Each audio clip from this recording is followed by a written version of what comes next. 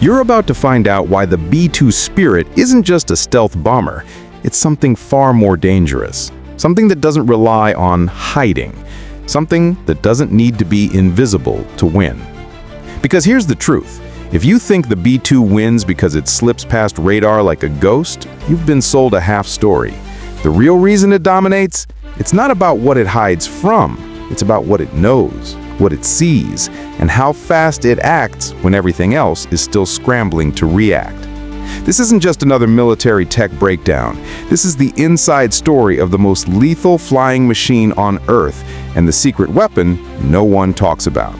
Not the paint, not the shape, not even the engines. The real power lies in the system behind the plane, the brain, the network, the people who make sure every bomb drops exactly where it needs to at exactly the right time without ever letting the enemy see it coming.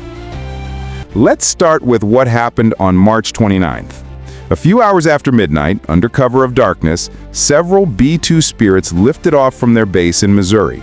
They didn't fly low, they didn't hug the ground, they climbed high, all the way up to 50,000 feet and headed straight for Yemen.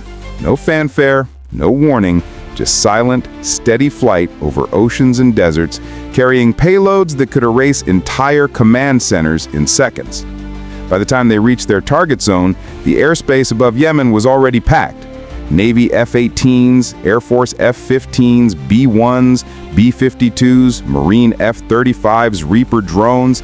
It looked like rush hour in Los Angeles, except everyone was armed and flying at Mach speed. If you followed the campaign in Yemen, you know this isn't unusual. But what makes it work? How did dozens of aircraft coordinate strikes without accidentally dropping bombs on each other? That's where things get interesting.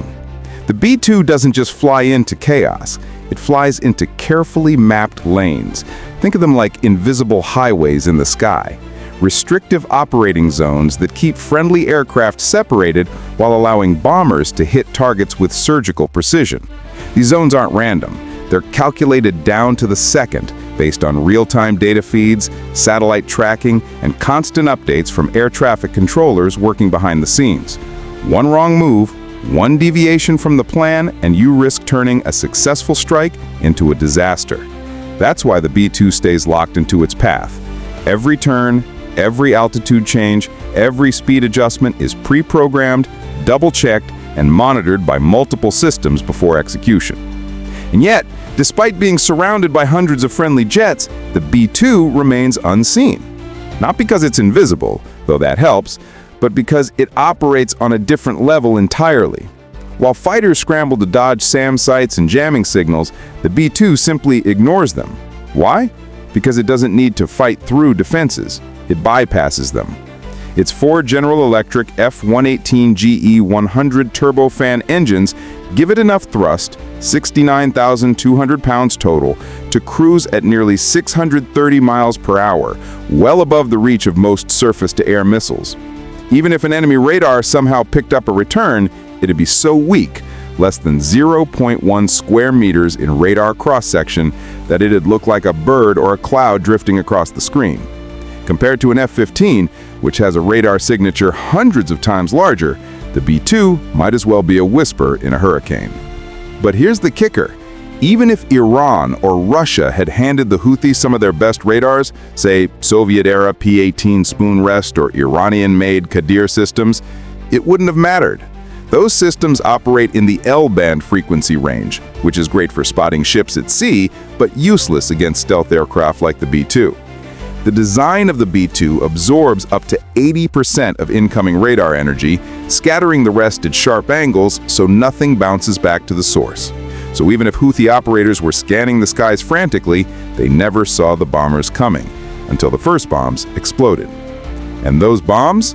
They weren't just dropped randomly. Each one was chosen for a specific purpose. The first wave used GBU-31 JDAMs, 2,000-pound GPS-guided munitions capable of hitting within 10 feet of their target. Perfect for hardened bunkers and command centers buried underground or reinforced with concrete. Even if the Houthis tried to jam GPS signals, which they likely did, using Iranian-supplied jammers, it wouldn't have worked. The B-2's inertial navigation system doesn't rely on satellites. It uses internal gyroscopes and accelerometers to track position, making it immune to electronic warfare tactics that cripple lesser aircraft. Then came the second wave. Smaller, lighter bombs, designed for precision strikes on communication towers and broadcast stations. These weren't meant to destroy entire buildings. They were meant to cut off orders, silence propaganda, and disrupt coordination without causing unnecessary civilian damage. Again, the timing was perfect. The B-2s arrived after the initial wave had drawn attention away, striking key nodes while the enemy was still reeling from the first round of destruction.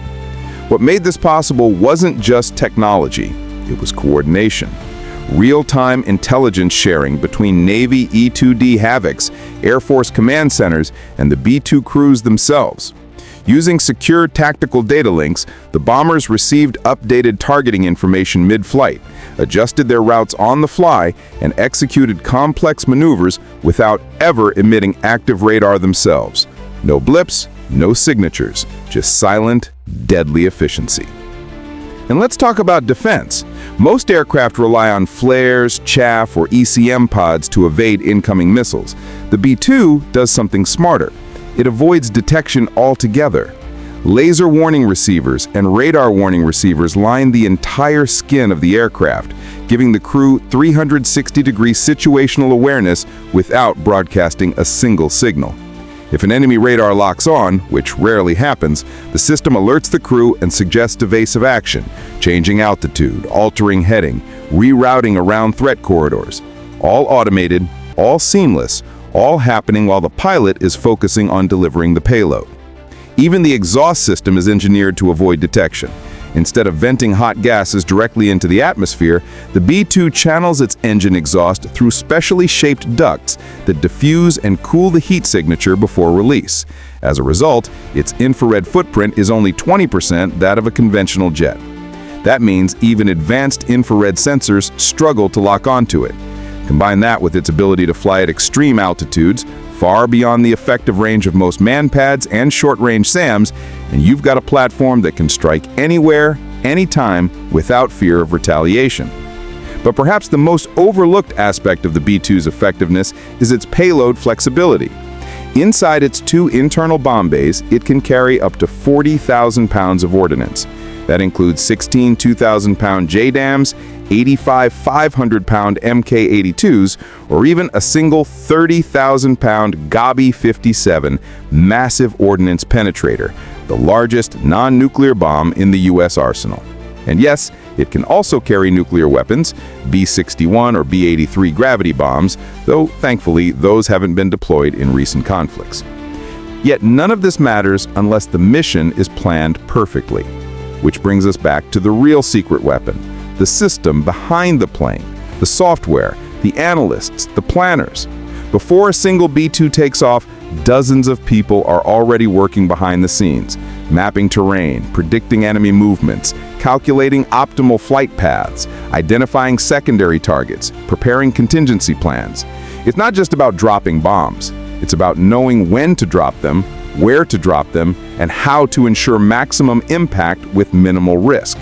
That's why the B-2 doesn't just fly missions, it executes campaigns, long, sustained operations that require months of preparation, constant adaptation, and flawless execution.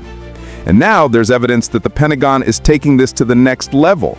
Satellite imagery and eyewitness reports suggest that 6 B-2 Spirits have recently been spotted at Diego Garcia, a remote Indian Ocean island thousands of miles from their home base in Missouri. Why does that matter? Because Diego Garcia isn't just any military outpost. It's a forward-deployed launch pad designed for long-duration strike campaigns. From there, a B-2 can reach Yemen in just 5.5 hours, compared to 12 hours from Missouri. That cuts refueling requirements in half, reduces crew fatigue, and allows for higher sortie rates.